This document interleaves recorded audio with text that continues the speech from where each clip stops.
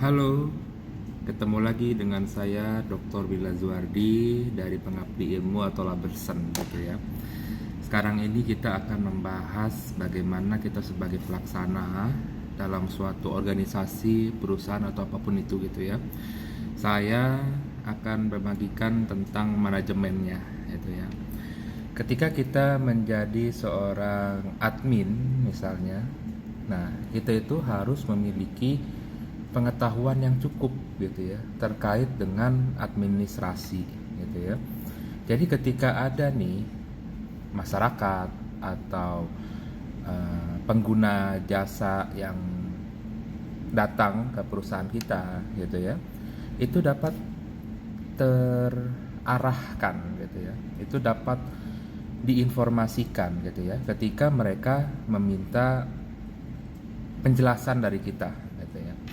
Nah, kita sebagai admin itu harus benar-benar menguasai pekerjaan yang kita jalankan sehingga kita itu dapat menghandle mereka yang menggunakan jasa kita gitu ya atau produk kita itu supaya mereka itu jelas gitu ya. Nah, dan juga tidak ada persepsi yang salah ataupun menimbulkan ketidakprofesionalitas kita sebagai admin gitu ya. Jadi makanya sebelum kita melakukan pekerjaan, kita itu pasti di briefing gitu ya.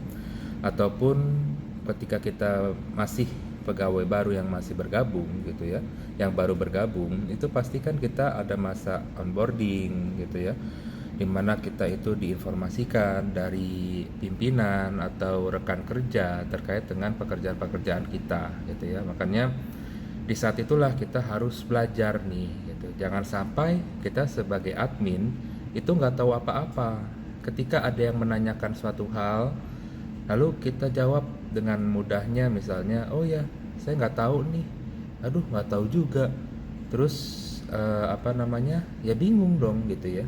Kita sebagai misalnya front office gitu ya, itu kan sebagai wajah dari organisasi kita nih gitu ya. Eh, para pengguna jasa yang datang gitu ya, taruhlah pelanggan gitu ya, itu nggak akan tahu tuh terkait dengan pimpinannya, terkait dengan sistemnya, itu mereka nggak tahu gitu. Mereka taunya itu adalah lewat kita nih sebagai perwakilan wajah dari organisasi. Jadi ketika kita sebagai admin gitu ya, staff gitu ya, terus kita tidak mengetahui seputar organisasi, produk atau jasa yang ada, ya maka sulit gitu ya. Akan tercermin bahwa organisasi ini ya dalam menjalankan aktivitas atau kegiatannya itu tidak dapat uh, menguasai gitu ya, tidak terordinir dengan baik gitu ya. Akhirnya kan akan menyebabkan timbul ketidakpercayaan gitu, sehingga ya para pelanggan itu bisa jadi pindah gitu ya ke organisasi yang lain gitu loh. Nah, jadi bagaimana kita harus bisa nih sebagai admin gitu ya, sebagai staff itu mempelajari gitu ya seluk-beluk pekerjaan kita gitu. Dan juga terkait dengan penggunaan elektronik, penggunaan fasilitas kerja, itu pun juga kita harus bisa nih gitu, bisa melaksanakan, bisa mengoperasikannya dengan baik gitu loh. Jadi kan tidak bagus gitu ya dalam memberikan pelayanannya admin ini. Oh ya saya nggak bisa nge-scan nih, oh ya saya nggak bisa membuat surat nih, oh ya saya tidak bisa A, B, dan C gitu.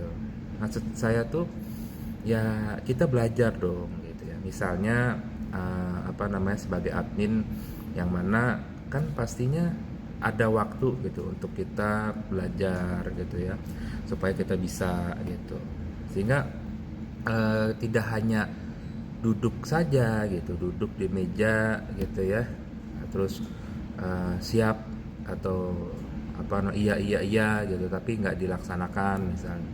Akhirnya pengelolaan administrasi itu menjadi terhambat gitu ya. Banyak persuratan yang tidak ditindaklanjuti, banyak yang tidak tersampaikan gitu. Jadi kan itu adalah hal-hal yang harusnya dibenahi gitu. Dan juga dari kedisiplinan gitu ya. Admin-admin atau staff-staff ini harus memiliki jam operasional yang dipatuhi oleh pelaksananya gitu. Jangan masuknya misalnya jam 8 tapi datangnya jam ya 10 ke atas, bahkan jam 12 ke atas misalnya. Lalu pulangnya itu juga bisa jadi lebih cepat gitu ya. Nah, jadi seperti itu gitu. Kita dalam melakukan pekerjaan kita, dalam memberikan pelayanan kita, itu harus benar-benar ya profesional, bertanggung jawab atas apa yang kita kerjakan gitu loh. Jadi bagaimana ketika ada pelanggan misalnya, ada pembeli atau apapun itu namanya gitu ya. Ketika datang jauh-jauh ke sana terus didapati staffnya tuh kosong gitu, ataupun ada tapi nggak tahu apa-apa gitu, ya kan kita bingung gitu loh.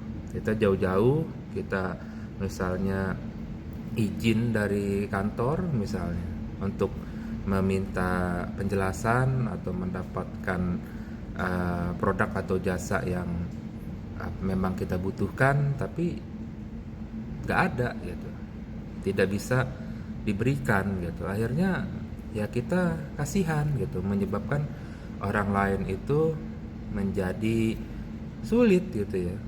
Kan waktu, tenaga gitu ya, kan kasihan gitu. Jadi ketika ada pelanggan datang, itu kita harus dapat memberikan pelayanan yang prima. Kita hargai waktunya, kita hargai usahanya, kita hargai dirinya gitu loh. Makanya kalau di tempat saya bekerja itu ada tamu misalnya, itu saya duluin gitu.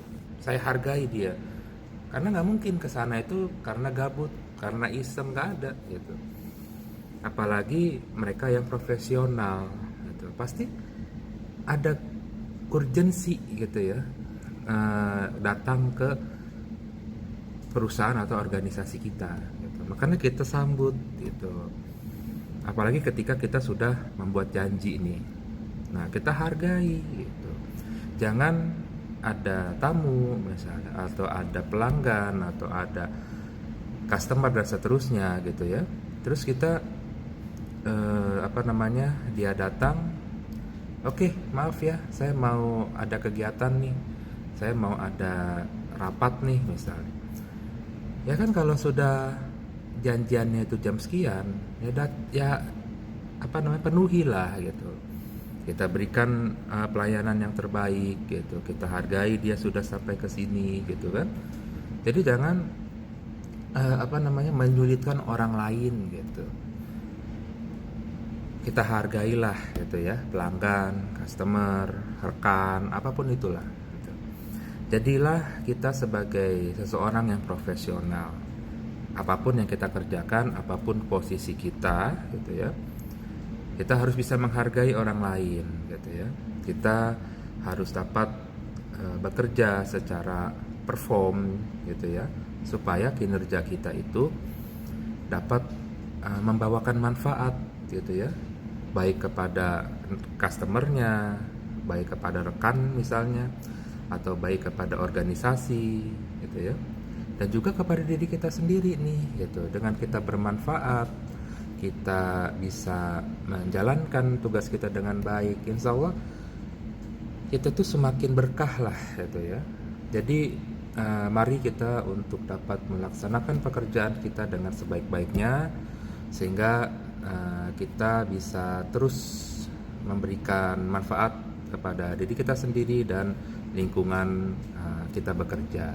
Oke, terima kasih, salam sukses, wassalamualaikum warahmatullahi wabarakatuh.